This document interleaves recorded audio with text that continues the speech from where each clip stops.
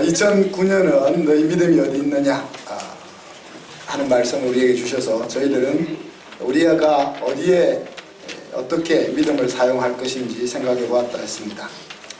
그리고 하나님 주신 말씀과 우리의 순종, 거기에 따라서 하나님이 하신 일들을 우리가 지금 살펴보고 있죠. 우리가 알고 있는 그 하나님을 확인하고 또 우리의 믿음의 원을 한 발자국씩 넓혀나가는 일련의 작업이라고 말할 수 있습니다. 말씀은 논문도 아니고 또 강의를 듣는 것도 아니고 하나님께서 우리를 살게 하기 위해서 주시는 양식이죠. 그래서 우리 그냥 말씀을 듣고 지나치는 것이 아니라 하나님의 말씀이 우리의 마음과 삶 속에서 어떻게 일하고 계시냐 하는 것들을 이렇게 확인하는 것이 굉장히 유용하다고 저는 생각합니다. 하나님의 뜻대로 구하면 무엇이든지 구하면 들으신다. 그러셨을 때에 우리가 중요한 것이 무엇입니까? 하나님의 뜻이 무엇인가, 또 하나님이 나에게 무엇을 말씀하고 계신가 하는 것들을 캐치해내는 것이 인생 승리에 있어서 굉장히 중요하다는 것을 알게 되잖아요. 성령 하나님께서는 우리에게 말씀으로, 또한 생각으로, 또한 꿈과 환상으로, 또 영적인 리더십을 통해서, 또 환경과 사건 가운데서 주시는 깨달음 등을 통해서 알려주십니다. 그런데 이제 여기에 우리의 한계가 있죠. 저는 이제 그것을 노이즈라고 말할 수 있는데,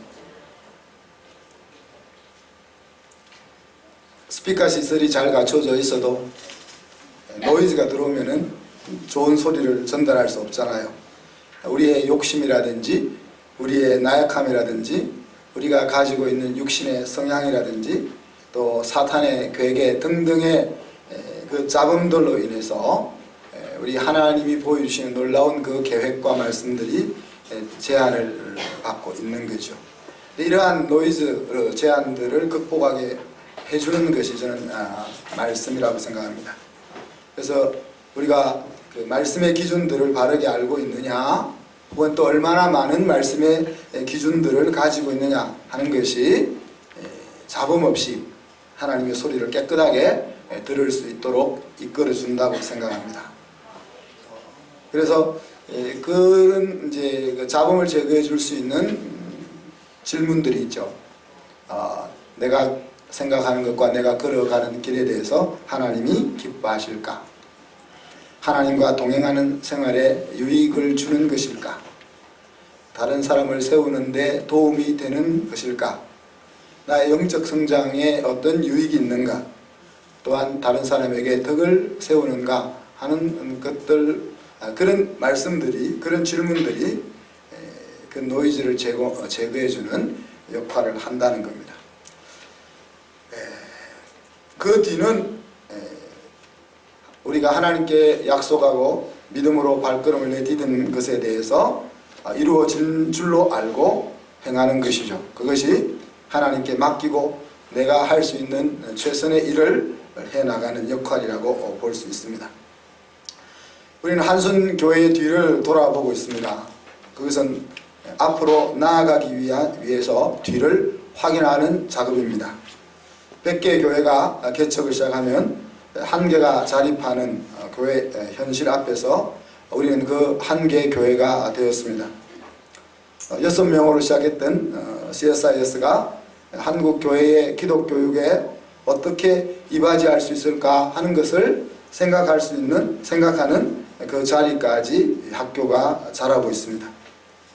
작은 믿음을 사용한 우리들을 하나님이 부끄럽지 않도록 이끌어주신 은혜가 구석구석에 넘치고 있는 것을 우리가 보고 있는 것입니다.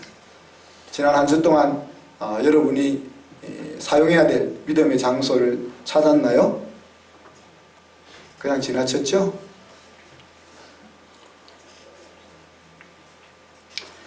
제가 굉장히 함축적으로 말을 하기 때문에 여러분이 설교를 들을 때 굉장히 정신을 차리고 들어야 됩니다. 제가 이렇게 설교문을 준비할 때는 항상 스토리텔러가 되라고 내 마음속에 던지면서 말씀을 준비하지만은 태생적으로 스토리텔러가 아니기 때문에 여러분들이 말씀을 집중해서 잘 들어야 됩니다. 그리고 집중해서 잘 듣고 삶 속에 옮기면은 대단한 축복이 여러분에게 임한다는 사실들도 기억을 할 수 있었으면 좋겠습니다. 그래서 믿음을 여러분이 그렇다고 일부러 막 찾아다니지는 않잖아요. 성향적으로 우리 막 헤집고 다니면서 찾아다니는 사람들이 한두 명 정도 있고 나머지는 다 수동적이잖아요. 그러니 헤집고 다니는 제가 제안하는 말을 여러분이 귀담아 잘 듣고 발을 옮기는 것이 좋다 하는 이야기입니다. 오늘은 2011년 하나님께서 우리에게 주셨던 말씀을 되돌아봅니다. 말씀은 하나님의 이름으로 자녀를 축복하라 하는 말씀들을 2011년에 주셨습니다. 그 2010년도에 아이들 수를 헤아려 보니까요 19명이더라고요. 이제 그 이후에 나중에 좀 제가 말씀드리겠습니다만 그 아이들이 어떻게 변했느냐 하는 것을 보면 2010년 이후에 하나님이 우리에게 주셨던 말씀을 어떻게 순종했느냐 하는 것들을 우리가 확인해 볼 수가 있을 겁니다. 하나님께서 모세에게 사명을 주시죠. 23절에 보면 아론과 아들들을 불러다가 제사장들입니다. 자손을 위해서 이스라엘 자손을 위해서 복을 비는 그 일을 시키라고 했습니다. 이제는 저와 여러분이 예수 그리스도를 통해서 왕같은 제사장으로 모세 당시에 아론과 그 아들들이 해야 됐던 있어야 했던 그 자리에 서 있는 것입니다. 축복의 내용은 아주 심플하죠. 크게 세 가지입니다. 하나님이 복을 주시고 지키기를 원한다고 복을 빌어줘라 그랬습니다. 우리가 이제 좀 세련된 성도일수록 bless라는 말을 좀 별로 마음으로 달가고 하지 않잖아요.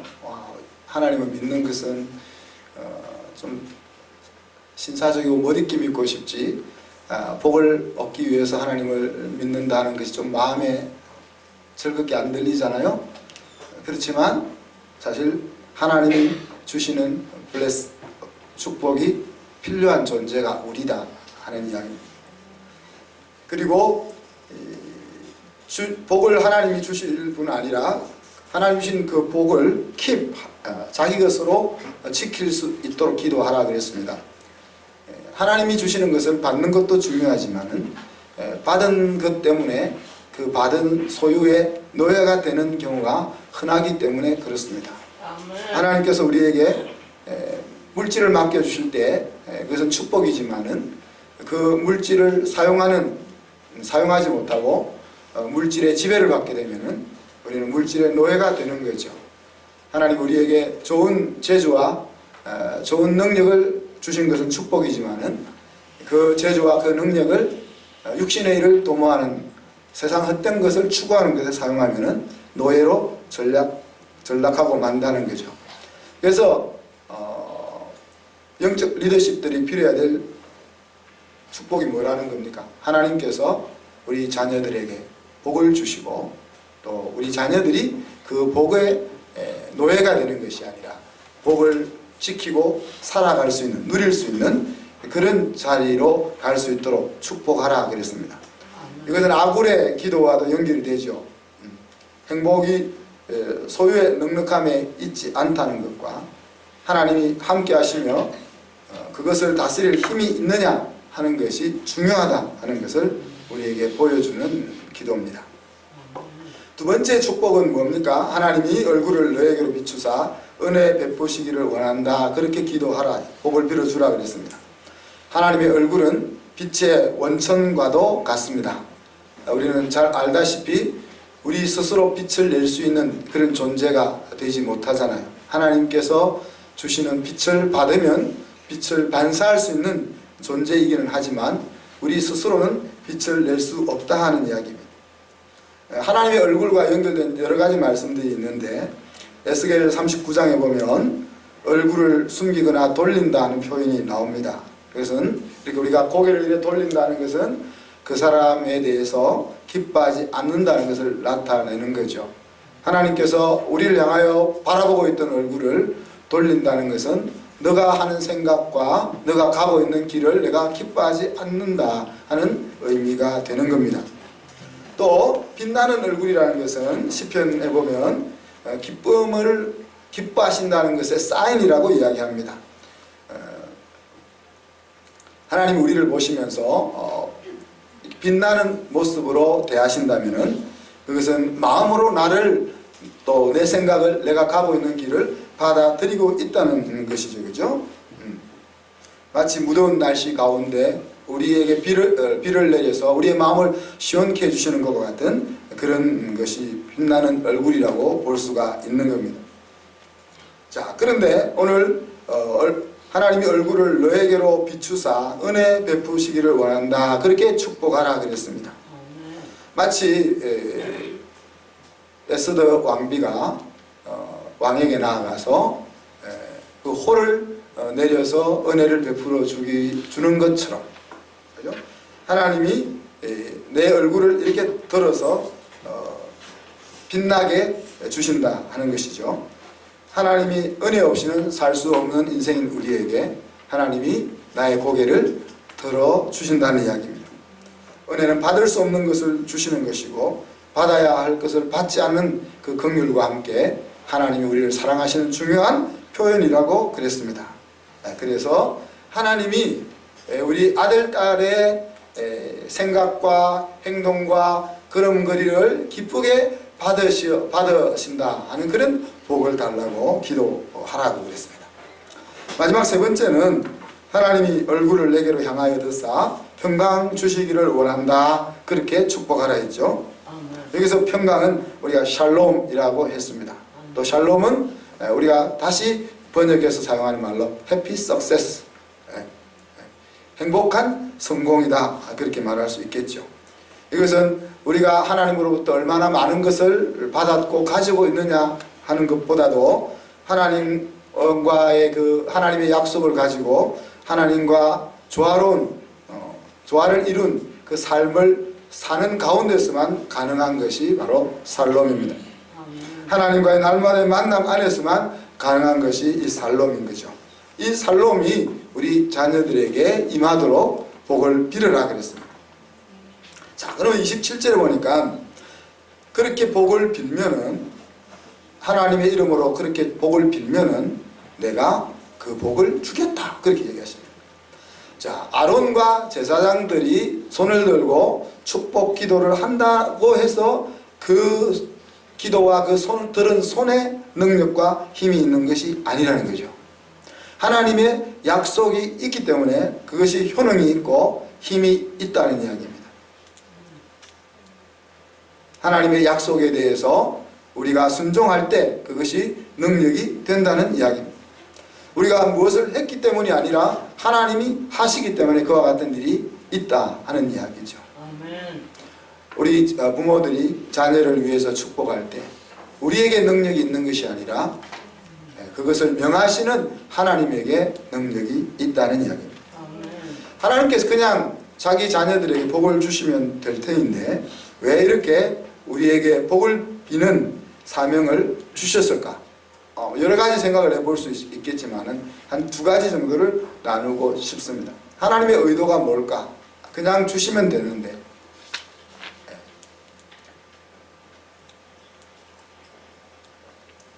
첫 번째는 이런 생각을 해봅니다. 복을 비는 자의 삶이 중요하다는 이야기죠. 자손들을 내가 자녀를 위해서 복을 비는 기도를 한다면 그 복을 비는 부모는 어떻게 살게 될까 하는 것을 생각해 보게 됩니다.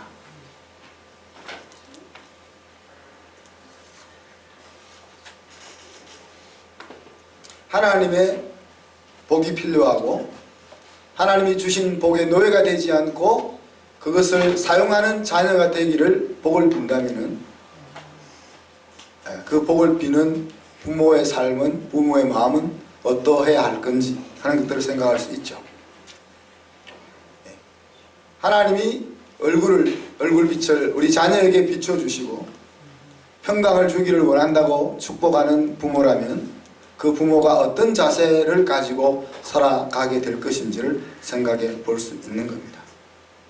그래서 그 복을 비는 기도를 하는 부모들이 자기가 기도하고 있는 그 정신을 따라 살 수 있도록 그 양육할 그 소명을 매일매일 인식하게 해주는 의도가 있다. 저는 그렇게 생각합니다. 두 번째는 축복 기도를 듣는 우리 자녀들의 삶입니다.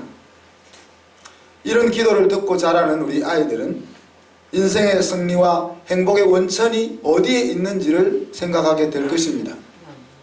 내가 얼마나 많은 재능을 가지고 있고 능력을 가지고 있고 또 우리 부모가 나에게 얼마나 좋은 배경이 되어주느냐, 또 내가 얼마나 운이 좋아 기회를 차지할 수 있느냐, 이런 것에 인생의 승리가 있는 것이 아니라 하나님에게 행복과 승리의 원천이 있다 하는 것을 인식하게 될 것입니다.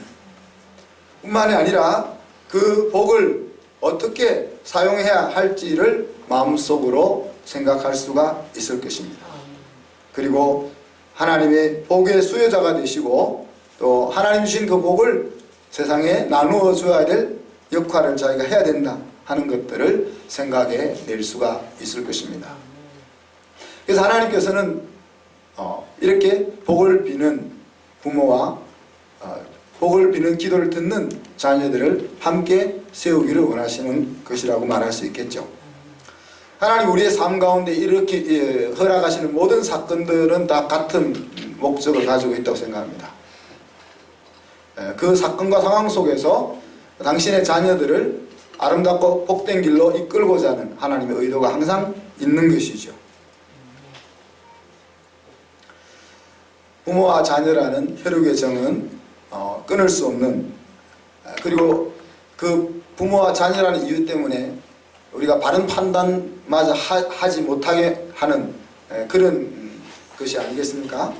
그렇지만 그것은 또한 당신의 백성을 일으키고 세우는 좋은 도구가 되는 것입니다. 여러분은 자녀를 위해서 무엇을 투자하고 있습니까? 다시 한번 생각해 봅시다.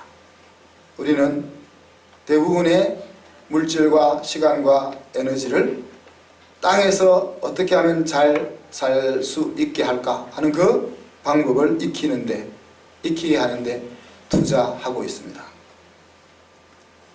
그것도 반드시 필요하죠. 이 땅에 발을 딛고 살고 있기 때문에. 그러나 땅에서 잘 살게 하기 위해서 하는 투자는 결국 영원한 인생의 승리를 위해서 투자할 기초를 마련하기 위함인 것입니다. 그냥 땅에서 잘 사는 법을 익히도록 하는 것으로 끝나버린다면 어떻게 보면 없어도 될 인생으로 우리 자녀를 이끌고 가는 것이라 그렇게 말할 수 있을 것입니다. 그래서 여러분 한번 꼭 기록을 해볼 필요가 있습니다. 내가 우리 자녀들의 영원한 인생의 승리를 위해서 무엇을 투자하고 있으며 얼마나 투자하고 있는지 기록해 볼 필요가 있습니다. 그래서 제가 학생들한테는 시간 계획표를 짜라고 그렇게 자주 이야기하고 또 어른들에게는 가계부를 적으라고 이야기하죠. 그 기록을 안 하면은 공부를 좀 하는 애들은 자기는 상당히 공부만 한다고 생각합니다. 그런데 자기가 공부한 시간들을 쭉 적어보면 자기가 별로 공부를 안 한다는 걸 확인할 수 있게 되죠. 여러분이 가계부를 적어보면 여러분이 무엇을 중요하게 생각하고 실제로 얼마나 하나님을 위해서 사용하고 있는지가 드러납니다. 그래서 그것을 보면은 확인하게 되면은 우리가 가지고 있는 신앙대로 바른 자리를 잡아갈 수 있는 기회를 얻게 되는 거죠. 우리가 하나님을 믿는 신앙생활을 하고 있기 때문에 우리는 우리 나름 영혼을 위해서 투자하고 있는 것으로 대부분 생각을 합니다. 그러나 막상 구체적으로 기록을 해보면 내가 얼마나 영원한 세상을 믿고 그 영원한 세상을 향하여 달려가고 있다고 고백하면서 실제로는 영원한 나라에서 살아갈 것에 대해서는 얼마나 준비를 안 하고 있는지, 얼마나 투자를 적게 하고 있는지를 확인할 수 있다. 여러분이 그것을 확인하면은 적어도 여러분의 신앙에 있어서는 훨씬 더 귀한 투자를 할 수 있으리라고 저는 생각합니다. 이제 제가 한 20, 30년 있으면 죽을 거잖아요. 그죠? 웃으시는 의미를 제가 모르겠어요. 더 살 수도 있고 더 빨리 죽을 수도 있는데, 나 죽고 나면 그만이지 라고 생각하잖아요. 우리가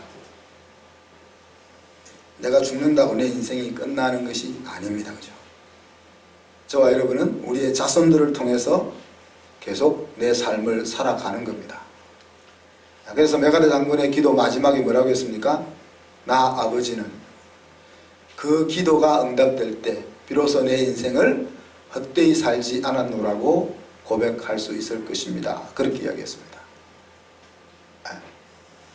물론 우리가 우리 자식의 삶까지 다 책임질 수 없는 한계를 가지고 있지만은, 그러나 우리의 인생에 최선을 다하고 하나님 앞에 영광 돌리는 삶을 살았다 할지라도 내가 이 세상을 떠난 뒤에 우리의 자녀가 하나님 앞에서 어떤 모습을 살고 있느냐 하는 것을 우리의 인생과 무관하다 할 수는 없는 것이죠.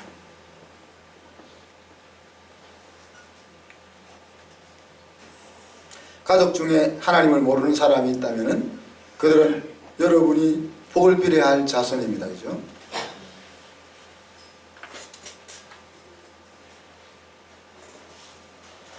여러분은 정말 내가 그들에게 복을 빌 수 있을 것인가 하는 것들을 생각해 보아야 되겠고, 그러기 위해서는 정말 하나님이 내 인생의 승리와 행복의 원천이냐 하는 것부터 먼저 확인해 보아야 될 필요가 있을 것입니다.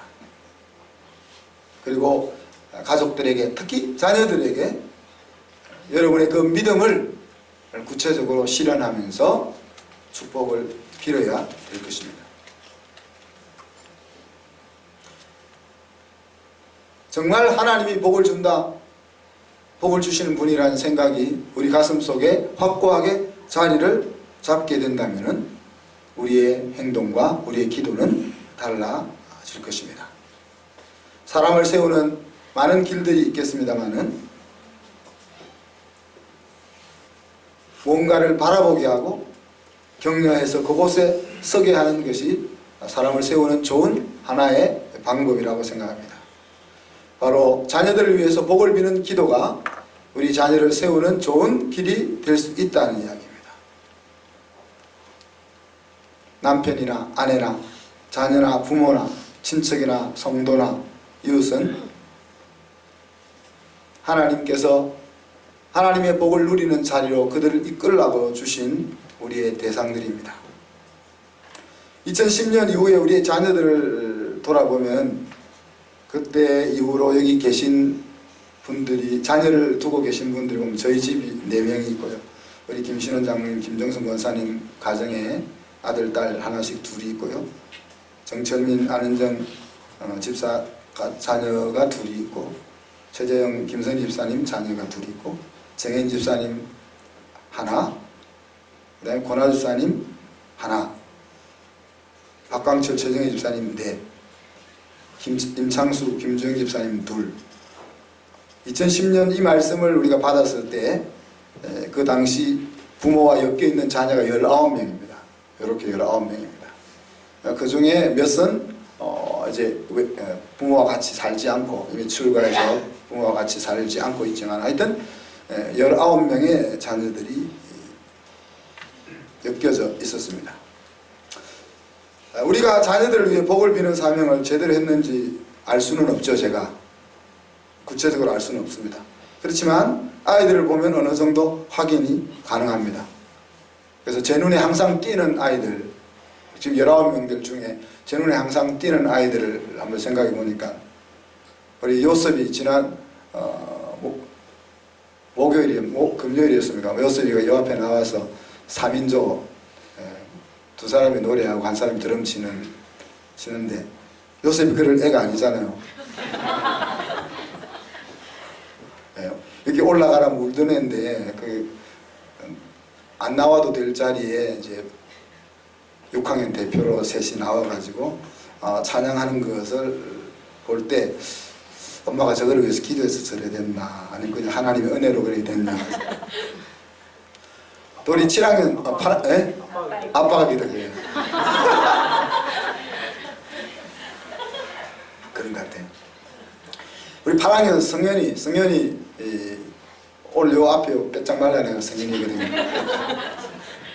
성현이 보면은 아직 아빠가 교회에 나오지 않지만 아름답게 멋있게 잘 크고 있다 하는 생각이 듭니다. 또 우리 찬정이 보면은 아직도 좀 노티 기질이 그대로 가지고 있지만 진짜 엄청 변화됐다 하는 것을 우리가 알게 되고, 또 오늘 여기에 앉아서 가운데 춤추던 우리 선아를 보면 진짜 엄청 바뀌었다. 엄청 바뀌었다. 그래서 여러분은 어떨지 모르지만 이제 저는 할아버지의 마음을 갖고 있기 때문에 애들이 사고 치는 것도 이쁘게 보이거든요. 이쁘게 보이는데 이쁘게 보이지만 속은 답답하잖아요. 근데 아이들 하나하나가 금방 변화되지는 않지만 오랜 시간을 지나면서 은혜의 자리로 변화되어서 나아가는 것을 볼 때 얼마나 마음이 기쁘고 흡족한지 모르겠습니다. 아까 넓은 무대를 만들어 주고 싶다는 것이 제 마음일까요? 저는 하나님의 마음이라고 생각됩니다. 여러분은 그렇게 제가 넓은 무대를 만들어 주고 싶다 그럴 때 벌써 걱정부터 하셨겠죠. 또 건축을 하기 위해서 몰아붙이지는 않을까. 이제 건축위원회가 생겼으니까 제가 몰아붙일 일은 없습니다. 제가 기도를 더 하겠죠.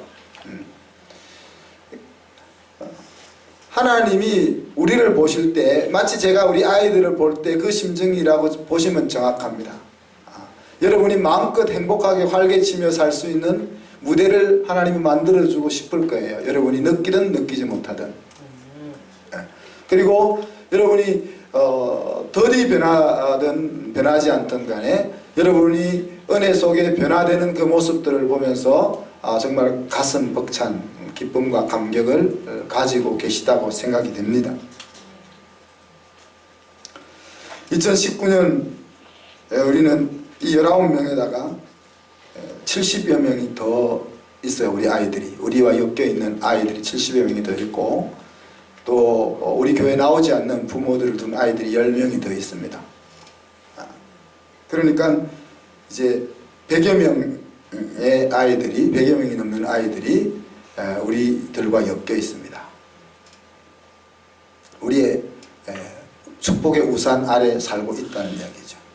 이미 성인이 된 아이들도 있지만 대부분은 아직 주일학교에서 자라고 있습니다. 2011년에는 여러분이 그렇게 못하셨을지는 모르지만 2019년에는 여러분이 오늘 하나님께서 다시 한번 2011년에 주셨던 내가 내 이름으로 너희 자녀들에게 복을 빌어라 하는 이 사명을 여러분이 다시 받을 수 있기를 바랍니다. 제가 다음 학기부터는 그거를 숙제를 내가지고 체크를 할 겁니다. 왜 안 하니까 숙제를 안 내면. 그래서 축복 기도 카드를 좀 작성했으면 좋겠어요. 그래서 정기적으로 업그레이드를 했으면 좋겠어요. 그래서 여러분이 정말 왜 너는 그러냐 이것이 아니라 정말 여러분의 자녀가 하나님 앞에서 아름답게 서기를 원하는 그 모습을 기도로 하나님 앞에 아뢰고 여러분의 자녀들을 격려하는, 그래서 10년이 지나서 다시 한번 우리가 이 말씀을 뒤돌아볼 때 우리의 기도가, 우리의 축복이 어떻게 우리 자녀들에게 열매로 맺혀졌는지 하는 것들을 같이 한번 확인하면서 기뻐할 수 있기를 바랍니다. 말씀 생각하면서 1분 동안 기도합니다. 하나님의 이름으로 복을 비는 것은 우리가 하면 좋다가 아니고 영적 권위자인 우리에게 주신 사명입니다. 하나님, 우리에게 주신 이 사명을 제대로 수행하게 하여 주시옵소서.